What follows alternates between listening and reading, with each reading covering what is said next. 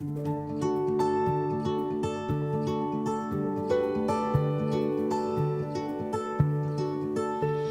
I've been living in Banbridge for 27, 28 years, so I'd like to think I'm here long enough to be local enough, you know. Very easy going, friendly people in Banbridge. Just a nice place to live. I'm David Vincent from DB Plumbing and Heating. We are the firmus energy installers for the Banbridge, Newry and Portadown areas. There's a lot of work. There's 4 of us do the install, and it takes all 4. There's a lot of work to do from morning till evening. Bit of competition between the boys.